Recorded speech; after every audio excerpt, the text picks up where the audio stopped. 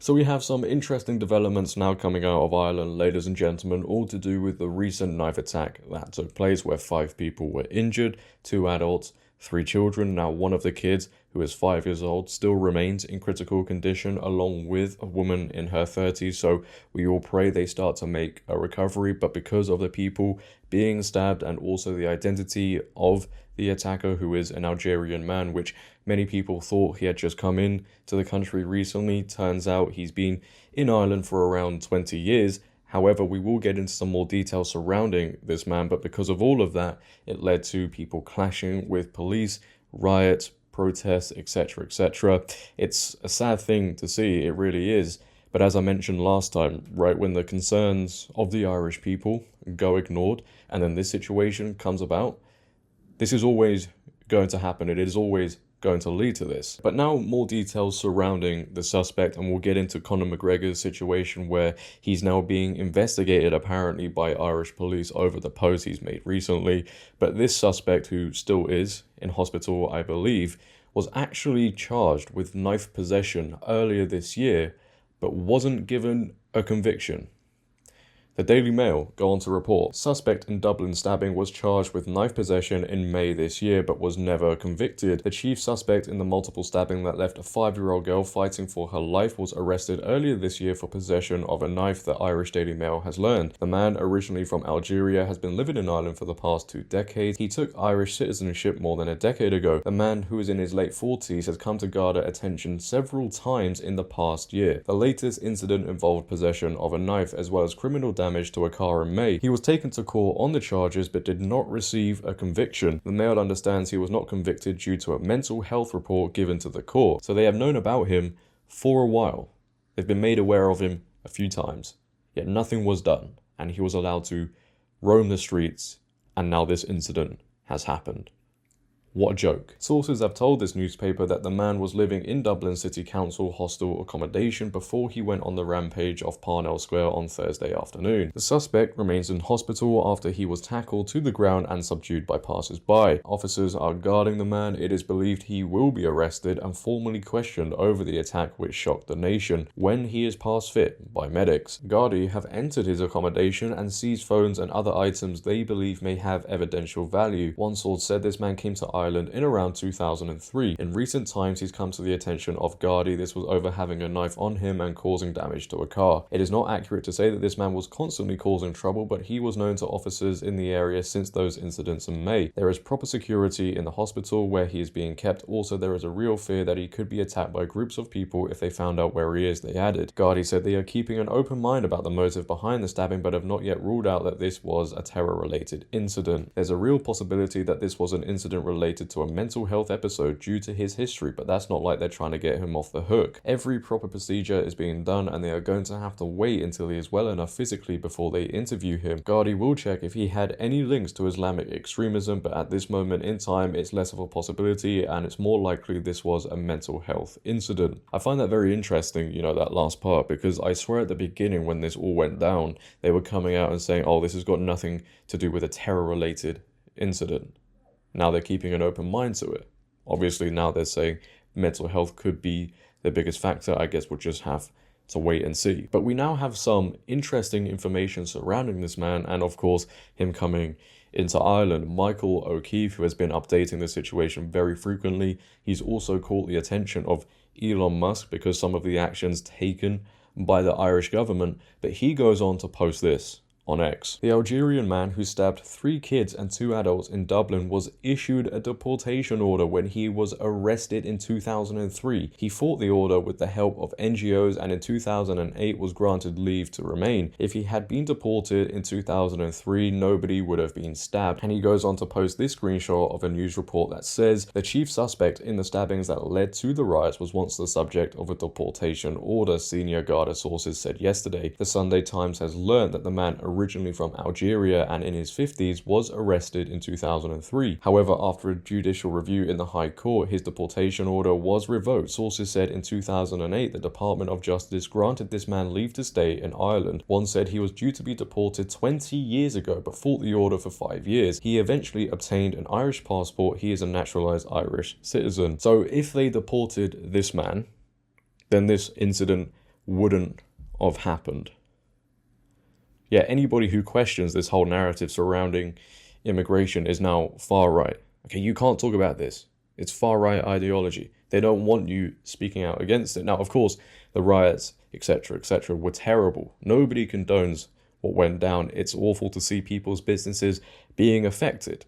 However, when the narrative is flipped, and let's say it's a BLM protest and they're looting people's businesses, rioting in the streets, protesting, the wording isn't the same, is it? They never call these people hooligans in the mainstream media. They don't call them thugs. They don't call them any name. They don't say they're driven by far left ideology, do they? Far left extremism. Nah, they're not allowed to. They come out and say, wait, hold on a second, this is actually peaceful protest, and it's all justified. Yeah, when it's the other way around, the narrative is so different, isn't it? And this is what we're seeing now, all over the mainstream media, by the Irish government, by Irish police, whatever. That's all they're talking about. This is far-right ideology, far-right riots. They're not even focusing on the stabbing as much. That's the part they're only talking about. They should be talking about how this man wasn't convicted in May. He was carrying a knife. They should also be discussing his situation all the way back in 2003 when he was allowed to stay in the country. But they don't focus on those parts.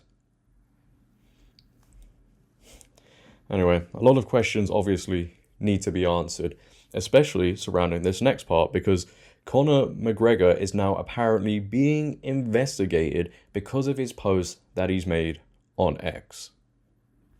The Telegraph go on to report, Irish police investigate Conor McGregor over riot tweets. The MMA star said he did not condone the violence and called on the government to ensure Ireland's safety, saying, if it did not, I will. Irish police are reportedly investigating Conor McGregor's social media posts amid rising concerns about the spread of hate speech online in the wake of far-right riots in Dublin last week. Mr. McGregor, an MMA star from Dublin, who is known for his controversial rant, said he did not condone the riots but called for change in Ireland. Responding to a message from Britain First leader Paul Golding on X, formerly known as Twitter, calling for him to organise a freedom march, Mr. McGregor said the violence had achieved nothing toward fixing the issue we face. I do understand frustrations, however, and I do understand a move must be made to ensure the change we need is ushered in, and fast, he said in a series of posts critical of Ireland's leaders and the country's migration policies. I am in the process of arranging. Believe me, I am way more tactical and I have backing. There will be change in Ireland, mark my words. The change needed, Mr. McGregor added. While there was no suggestion Mr. McGregor was endorsing the violence or the politics of the hard right, he also listed a slew of crimes supposedly committed by immigrants against Irish nationals and warned that if the government did not act soon with their plan of action to ensure Ireland's safety, I will. The posts are reportedly being assessed by the Garda, the Irish police, as part of an inquiry into the dissemination of online hate speech. So let me get this straight. He didn't endorse the riots, he doesn't condone it, he didn't encourage it.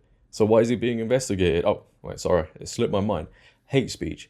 Hate speech. Now, you see, there is a difference between hate speech and speech people hate, and clearly what he's saying, a lot of people in high positions, influential positions, they don't like it, they hate it, and I guess they'll try and shut him up in some way, shape or form. Our country is at stake. Mr. McGregor's remarks drew an immediate rebuke from Ireland's Deputy PM Michael Martin, who branded them absolutely disgraceful. Isolated voices like that, and voices that are essentially inciting hate and a degree to some extent incitement, are unacceptable, he said. Taoiseach Leo Varadkar refused to comment directly on Mr. McGregor's remarks, but said the passing of new hate speech laws had to be put in place. Well, there you go, that tells you all you need to know. Mr. McGregor, who has more than 10 million followers on X and more than 47 million on Instagram, has taken a vocal stand on immigration debates in recent months. After the conviction earlier this month of Slovakian labourer Joseph Puska for the murder of 23-year-old teacher Aisling Murphy in the central town of Tullamore, he called for serious policy reforms regarding Ireland's immigration and refugee processes. Among his demands was the creation of a new task force with the sole objective of assessing and monitoring all entrants that come into Ireland. Our country is at stake and we will tolerate nothing less, Mr. McGregor said. So,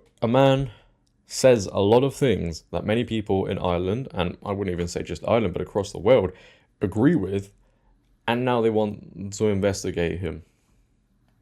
And they want to put new hate speech laws in place. Yeah, again, that just tells you all you need to know about this situation. It seems like, it's pretty obvious, they don't want people speaking out on certain issues if you rock the boat and you have a huge influence, as Conor McGregor does, millions of fans across the world would have seen what he said regarding these whole situations, and they aren't going to be happy about that. I imagine it's probably upset them a little too much, but hey, look, if they actually listened to the Irish people, the people of Ireland, maybe, just maybe, they could have avoided all of this going down. But this is the state we've reached, right, where you question certain narratives, you speak for the people, you want change, the establishment will come down hard on you. And now this is what they're doing. It seems like they don't want Conor McGregor saying anymore. Let's see if he can actually force some change. That will be interesting to see. Leave your thoughts down below though, ladies and gentlemen. What are your thoughts on everything that we've discussed today? I would like to know. If you have enjoyed, make sure to leave a like rating. If you're new, hit that subscribe button and turn on bell notifications so you never miss a video. Comment on this video, share this video. But until next time, until tomorrow, it has been your boy JD. Have a great day, stay safe, and I'm out. Peace.